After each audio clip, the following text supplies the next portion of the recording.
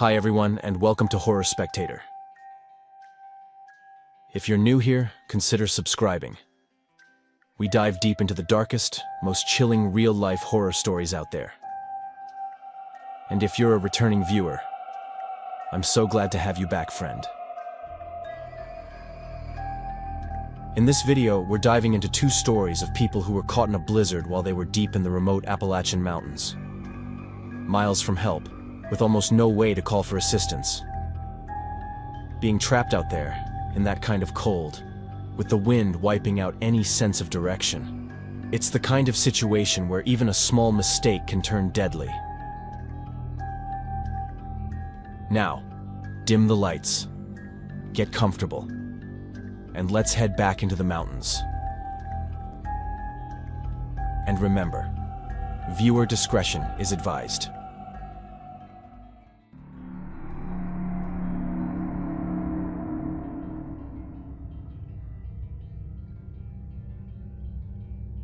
I still think about that trip more often than I wish I did, even though it's been years. And even though I've done everything I can to push the memory down into the part of my mind where I keep things that feel too big to deal with. It was supposed to be a harmless getaway, one of those early winter escapes where a group of friends rents a family cabin in the Appalachians before the ski season fully kicks in. Just to unwind, disconnect from the world for a few days, and make dumb memories that only matter to us. Bruno's family had owned that place for generations. A small, old cabin tucked in the woods above a tiny mountain town in West Virginia, surrounded by ridgelines that felt both peaceful and suffocating depending on how far you wandered. They went there every year, sometimes multiple times, and he always spoke about it like it was this sacred space where nothing bad ever happened. A place where he'd grown up skiing badly and drinking cheap beer with cousins who never cared if he fell on his face. We arrived at the cabin late on a Thursday evening, tired but excited. And the plan for the next day was simple. Wake up early, have a quick breakfast, and spend the day skiing down the smaller slopes behind the ridge that overlooked the property. We were stupidly overconfident, too used to doing things without checking weather updates. Too busy laughing and throwing our gear around to notice the notifications our phones had been sending since the night before. Only later did I realize how irresponsible we had been. How none of us had bothered to look at the weather advisory clearly stating that everyone in that region should stay home because of a heavy snowstorm expected to hit by late afternoon. We told ourselves that warnings were always exaggerated, that it wouldn't be that bad, and that, at worst, we'd head back early, if the wind got annoying. By the time we had our boots on and took our first clumsy runs down the slope, the morning felt harmless. The sky was bright in that winter way, where everything looks sharper and colder than it is. And I remember thinking how lucky we were that we had the whole day to act like idiots without anyone else around to witness it. Around noon, though, something shifted. And not just in the weather. I felt a sharp pain shoot through my ankle after a bad landing. And even though I tried to brush it off, I knew immediately that I had messed something up. Walking felt wrong. Like every step made my bones grind together just slightly out of place. I told the others I'd head back to the cabin, and since we were still close enough to the ridge that I could see the cabin roof through patches of trees, it seemed like an easy, boring walk downhill that wouldn't take more than 40 minutes if I didn't push it. The plan was simple.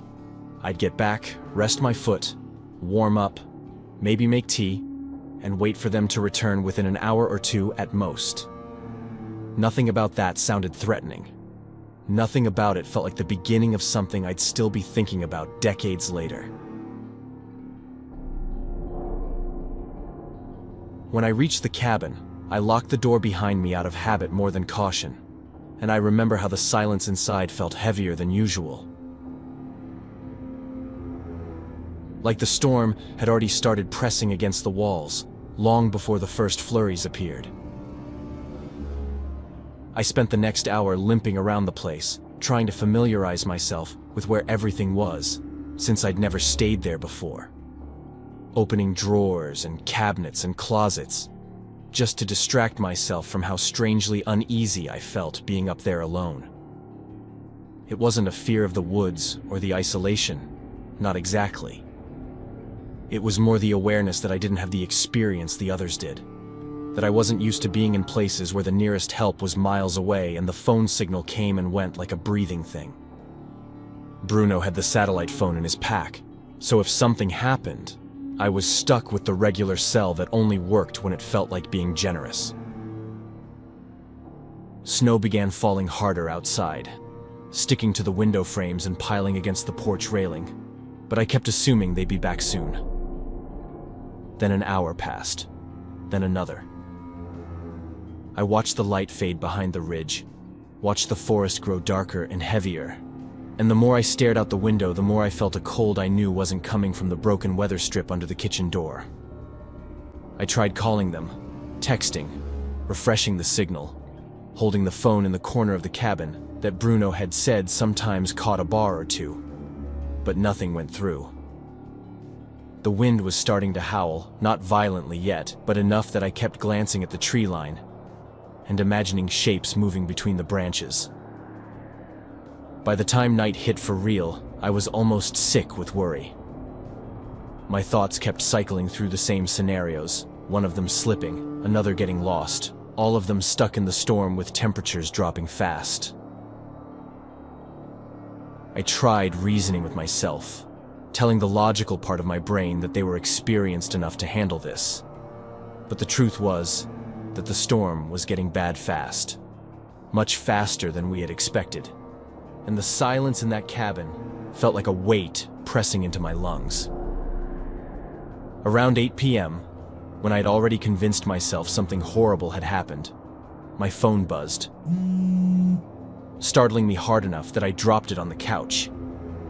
It was a message written at the edge of whatever signal he must have caught. They had gotten caught in the storm. Visibility had disappeared in minutes, and they'd been forced to descend the mountain toward the town rather than try to make it back to the cabin. They were safe, but they'd have to stay there overnight.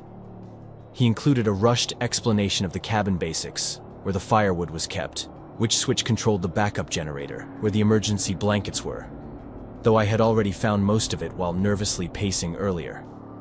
Knowing they were safe should have calmed me, but instead, it made me realize that I truly was spending the night alone in that cabin. With no stable connection to the outside world, and no real experience surviving in conditions like that. I kept telling myself it was fine, that it would be a story to laugh about someday, that nothing bad actually happens in places where families spend decades skiing and drinking hot chocolate on weekends.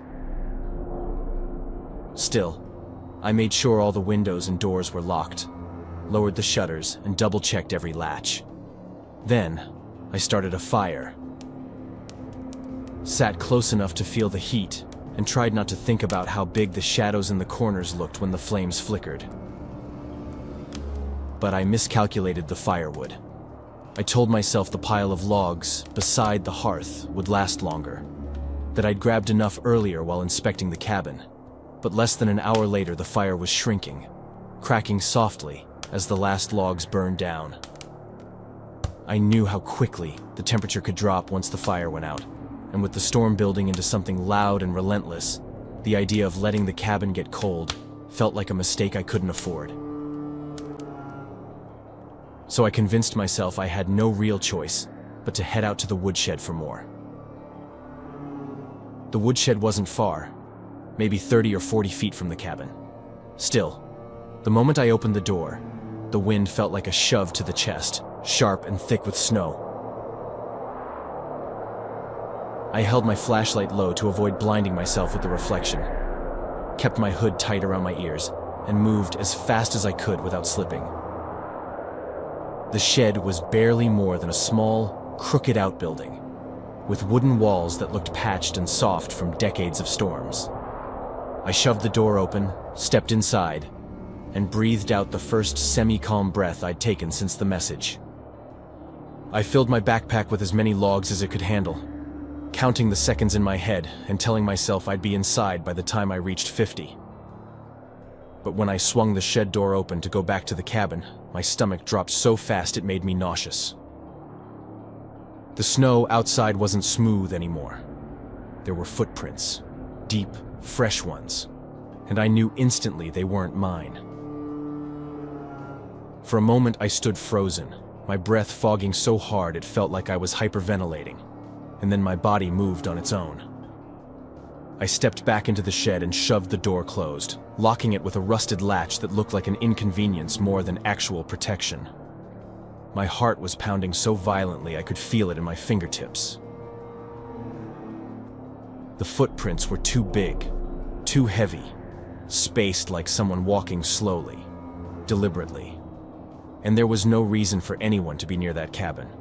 No neighbors, no hikers, no random passerby.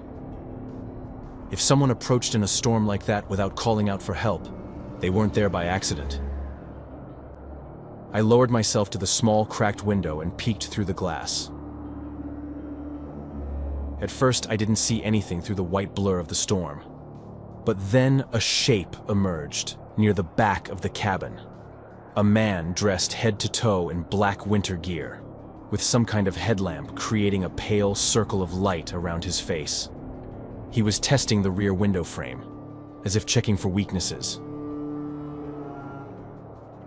Moving slowly and methodically, never once looking up. I had no idea whether he knew I was in the shed, but the thought that he might have seen me walk out earlier made my skin crawl. I tried to breathe as quietly as I could, holding the frozen air in my lungs until it hurt. I knew those shed walls wouldn't protect me if he decided to come in. Anyone determined could push through rotten wood with a few good hits. I kept thinking about what he was doing, why he was testing the windows instead of knocking, why he didn't call out or shout or try to speak. And the more I thought about it, the clearer it became that whoever he was, he didn't want help and he didn't want shelter. He wanted inside.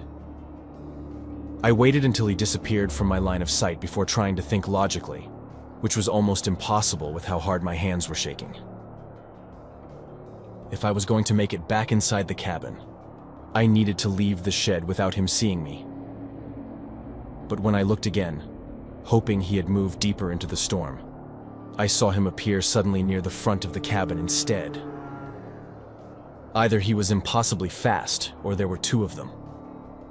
I couldn't tell through the darkness and the wind, and the uncertainty was worse than the danger itself. My mind kept replaying every horror scenario I had ever heard about remote cabins, strangers, and storms that erased all sound.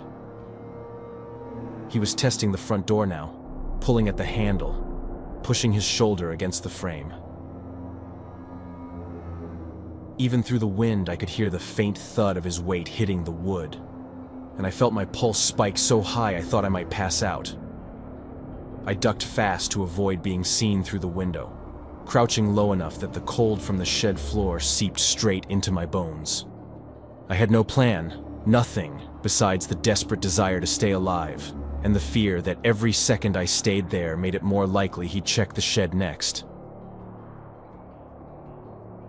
When I finally dared to look again, I didn't see him, but his headlamp glow appeared near the shed door a few seconds later. I watched the thin crack between the boards brighten as he came close.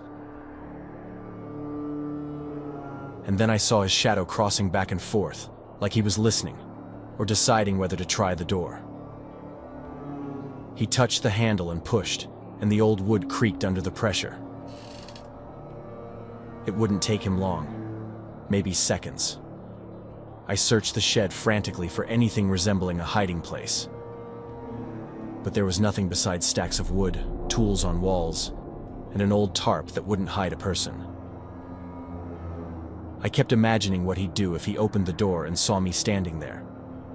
And that was when I noticed something I hadn't seen earlier. A second door, half covered by a loose plank of wood leaning against it. A back exit I hadn't known existed.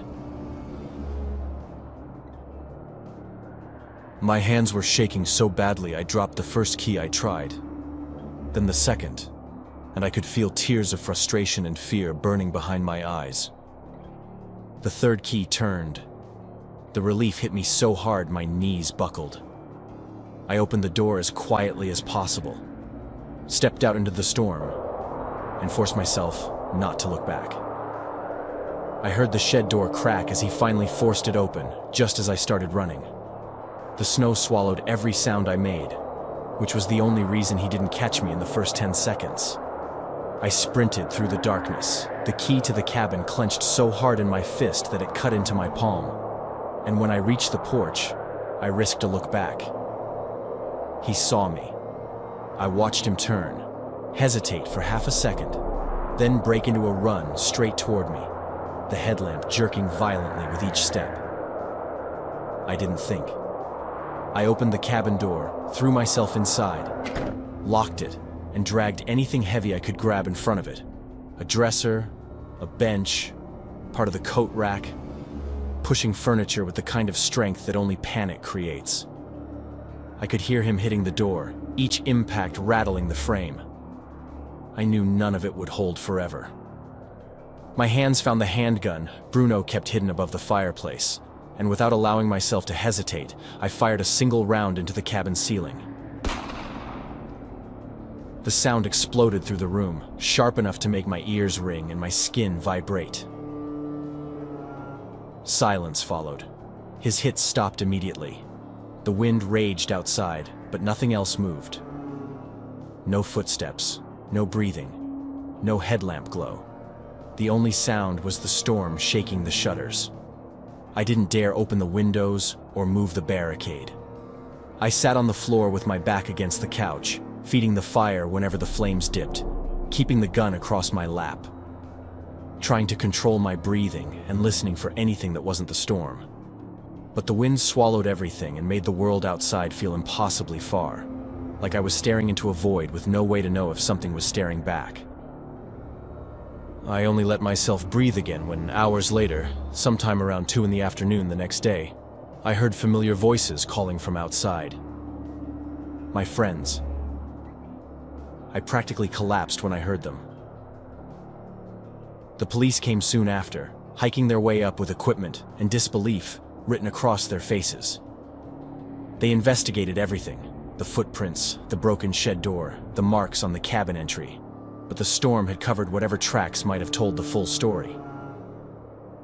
Bruno kept repeating that nothing like this had ever happened in all the years his family had owned the place, that they'd never even seen strangers near the property. We left that same day without looking back.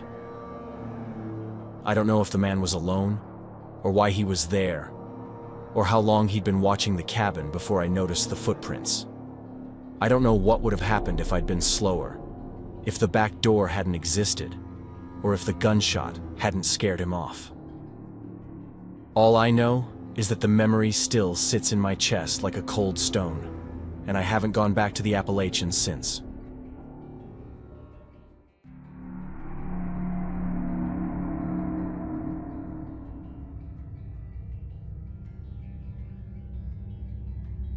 What I'm about to tell you happened more than 15 years ago, but it's something I still think about every single year, especially in December, when I end up making the same drive where it all happened.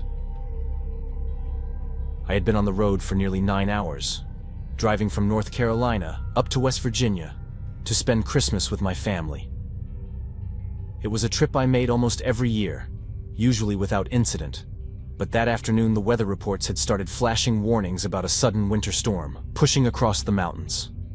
I saw the alert while I was already halfway through the state, and instead of doing the smart thing, pulling over somewhere safe and waiting it out, I convinced myself I could beat it.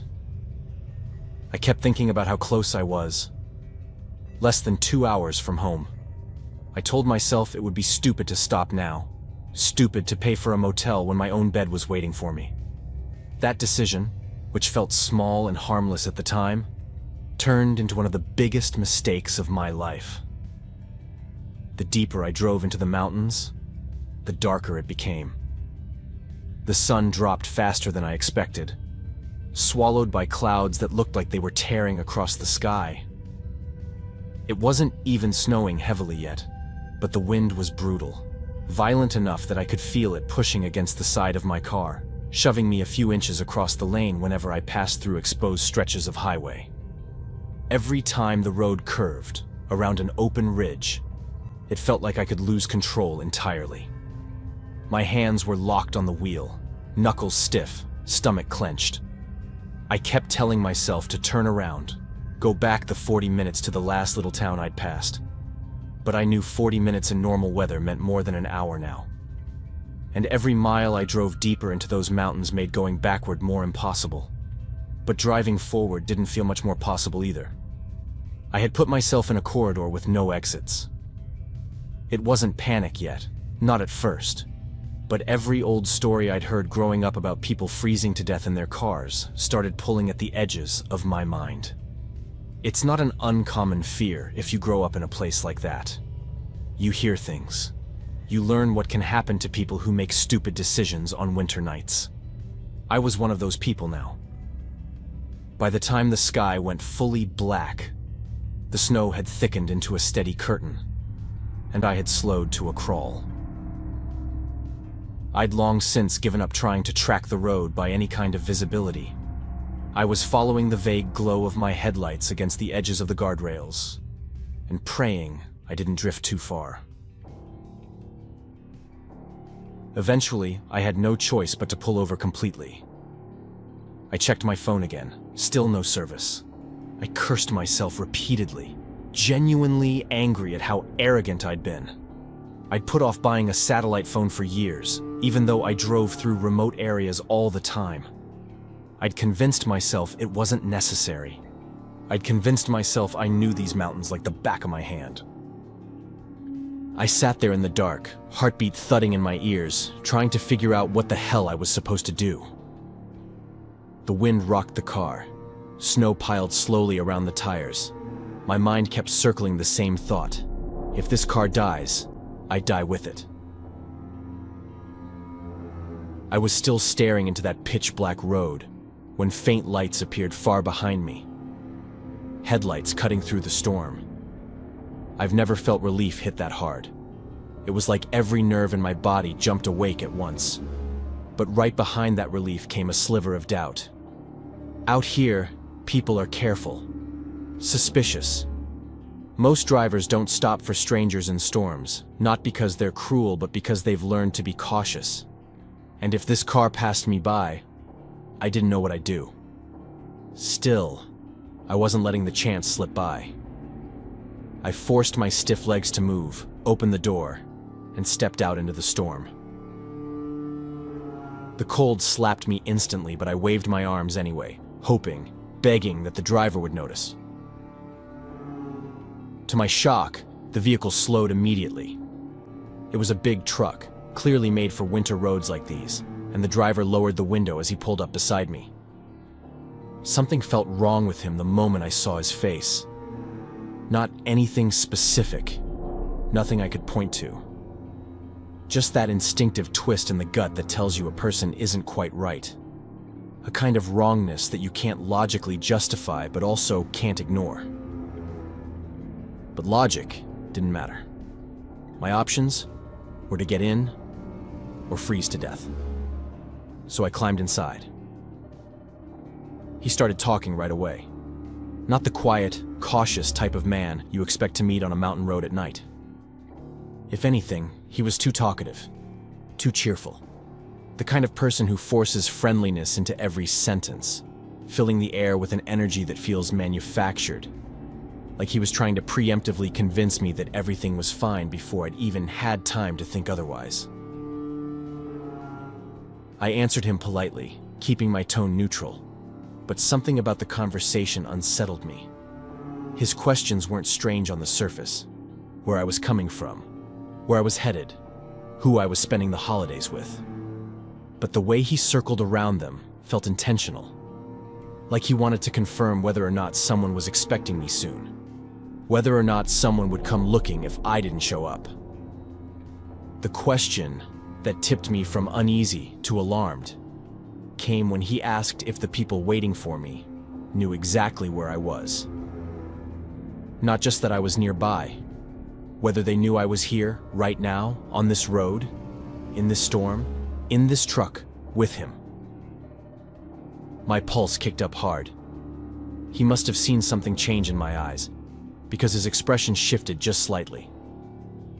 I told him they did, that I had been sharing my location the whole drive, that my dad and brother were already on the road toward me. None of it was true. Nobody knew anything. He didn't like my answer. He kept his expression neutral, but I felt the temperature in the cab drop. Not physically, but in that subtle, unmistakable way someone reacts when a plan they were forming suddenly hits a snag. I told myself I might be overreacting, that the storm and darkness were making me paranoid. But that lie collapsed the minute he made a turn I knew was wrong. He should have gone left. The nearest town was left. I knew those roads intimately. I'd grown up here. To the right, there were only scattered cabins, hunting land, and long stretches of nothing. I had once gotten lost on that same road as a teenager, and had never forgotten it. I asked why we'd turned, and he gave a smooth explanation about an alternate route, a safer one during storms. The kind of answer that would have convinced me if I didn't know better. I pretended to buy it. I even thanked him. I watched his shoulders loosen, just barely. My lie was working. But now I had no plan, and I needed one. Fast. Jumping out of the moving truck wasn't an option.